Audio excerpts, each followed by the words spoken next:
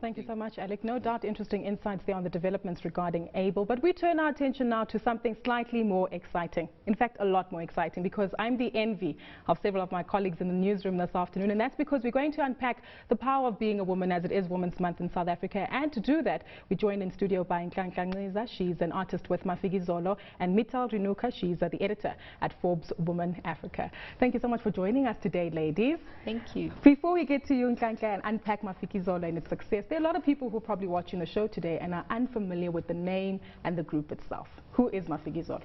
Mafikizolo is an Afro-pop band that started out in 1997. That's when we took out our first album. It's a South African band. We do pop, you know, African pop. We do African dance. We do African house. Well, yeah. I would know, because I'm familiar with that music. I've been dancing to it since I was a little girl. But Renuka, this also brings us to an important element, that this group that started so many years ago has managed to grow and flourish. And Nhlanhla is on the cover of the Forbes Woman Africa Woman magazine for this month. What does that symbolize? How did you select her and choose her for the cover? First of all, there are a lot of people jealous of me right now. But I have to tell you, hats off to you, Nhlanhla, and we were very, very lucky to get her on the cover. I mean, we took a departure from the norm. I mean, we usually have powerful government or business personalities on the cover. This time we thought, let's do a creative issue and let's focus on somebody who has defied all norms, is from the creative industry, is a fashion entrepreneur.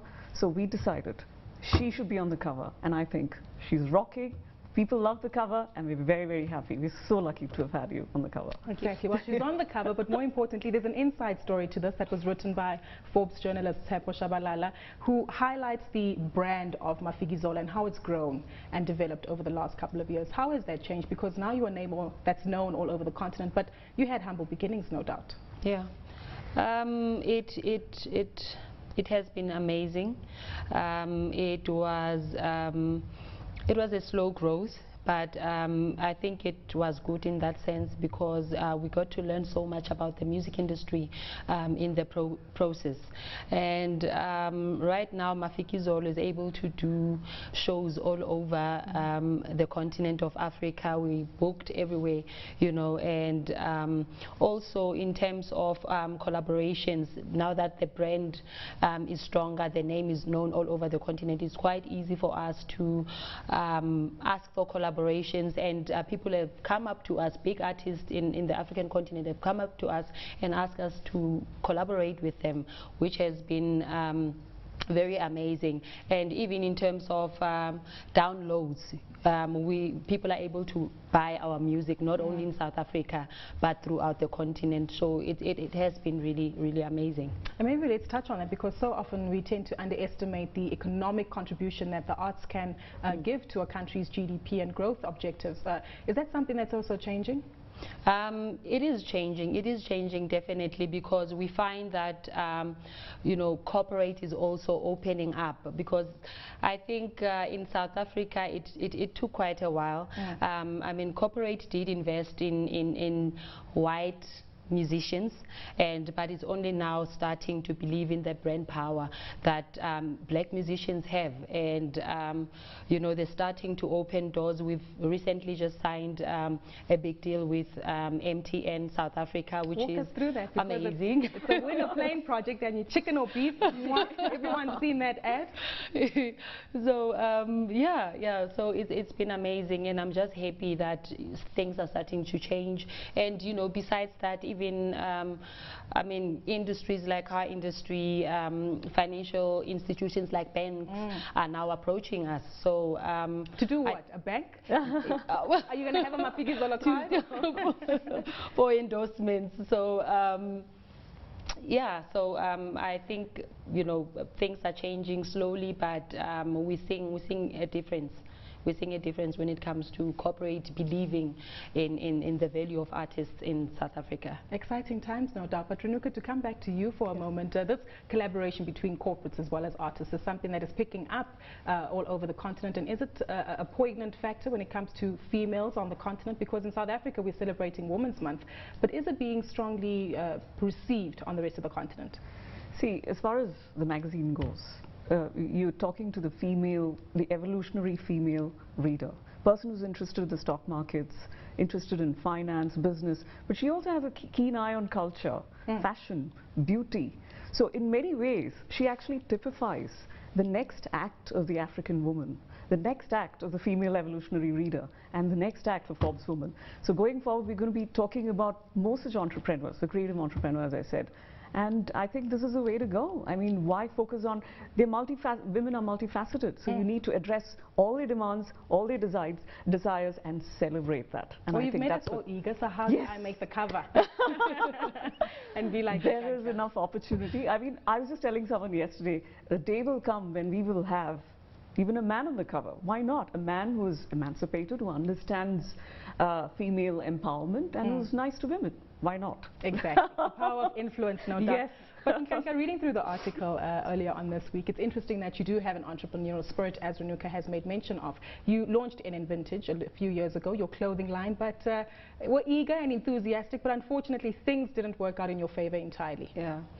I think when I launched it, the fashion industry was controlled by certain powers, and which made it difficult, you know, for me to actually play in the mainstream. So I had to look at my strengths and try and be creative in order to grow my business. It was just unfortunate that when I launched it, we were about to enter into recession, so that also played a role in the struggle that I faced then. And also when I started out, in terms of getting finance, it was difficult because financial institutions also believe that it's a risky business, so they don't, you know, they don't want to invest in it. So which made it difficult, and then I had to then finance it myself, you know, everything I had to do from my own pocket, and which was difficult, but you know, over the years I was able to, you know, grow the company, and I was able to also build a clientele that was not only in South Africa but stretched out, you know, beyond the borders of South Africa. Yeah. But you ran through some troubles. I want us to highlight that because it's something that we speak to on a day-to-day basis, that there's sluggish economic growth in South Africa. People just don't have money to spend as they used to before, and the support structures that small to medium enterprises need just aren't there because there's too much red tape. Is that something that you also experienced? Are you finding solutions to break down those barriers? Most definitely, it was difficult.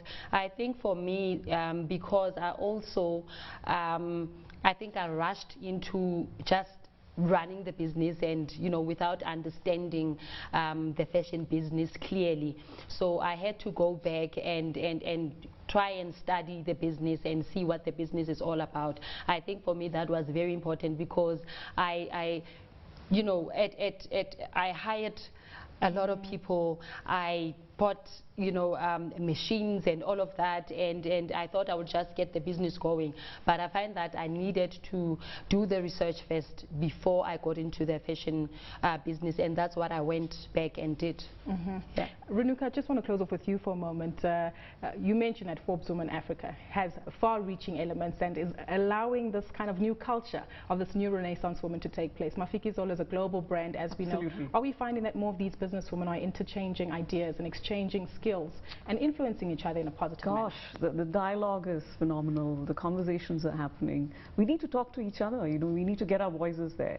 We need to recognize our own power, and that's the only way to go with it. I mean, hers is not just a powerful. She's not just a powerful individual. She has a powerful story as well.